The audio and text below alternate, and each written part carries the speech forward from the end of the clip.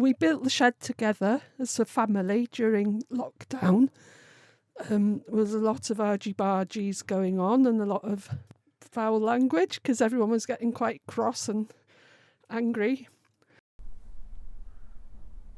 It's a tiny little shed, but it's just right for all my work.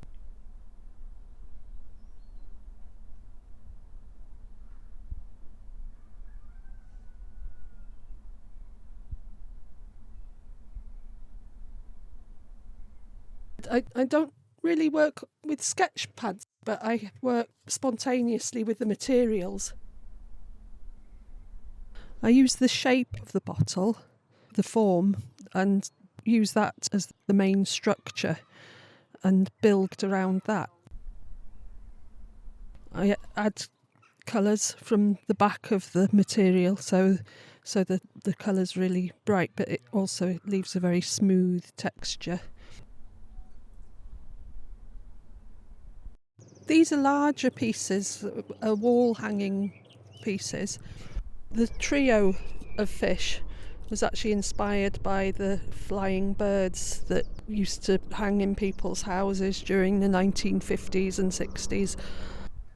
If you look at them closely, you can see the different materials that I've used within the piece. They're mainly recycled materials, so you can see the net packaging that is put around fruit and vegetables.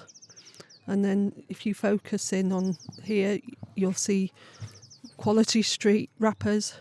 I use foils and threads, different wrapping papers, anything I can get my hands on that is colourful and bright and textural.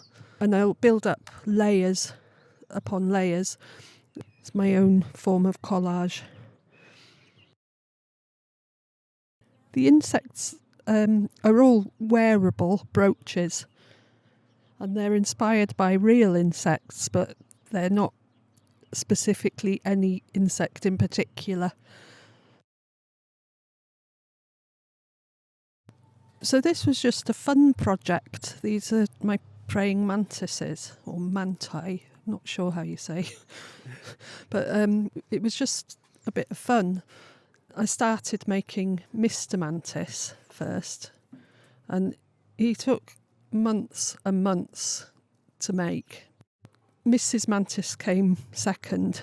She came a year later.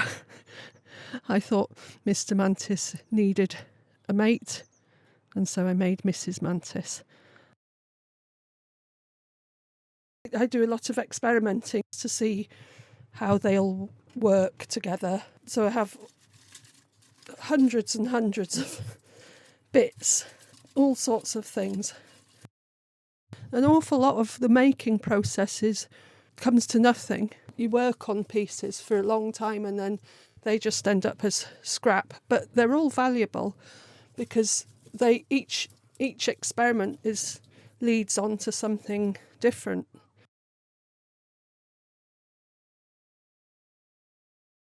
I'm currently working on a project involving plankton, tiny microscopic organisms that live in the sea. And there's an awful lot of these little things you get a tiny droplet of water. There's so many different organisms living in it.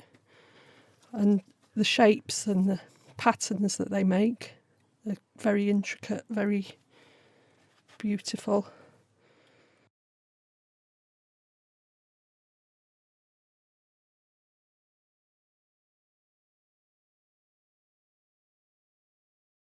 I've always had a fascination with tiny things, small things, intricate little objects. And this was a collection that I had since I was a child. I come from a very creative background. My parents are both makers, and my mother was always making things. She made these little dollies, and she ran a business making small teddy bears. So I grew up surrounded by little teddies. When I was little, I hated school. I despised it, and I would do anything I could not to go to school. So my mum used to bribe me with little presents every day. She'd give me a little package wrapped up that I could open at playtime, and that's what these little rabbits were, a present one day given to me by my mum.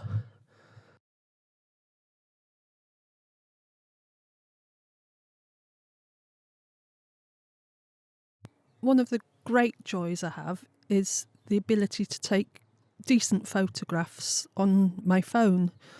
There's always beauty everywhere. It might be the way two objects are juxtaposed together, or it might be just a plant or anything. There's beauty and visual inspiration everywhere. You've just got to keep looking.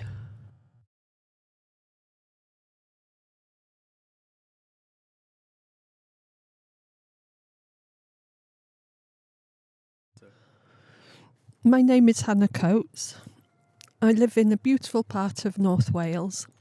I'm a jeweller and creative maker who works using recycled materials and varied mixed media.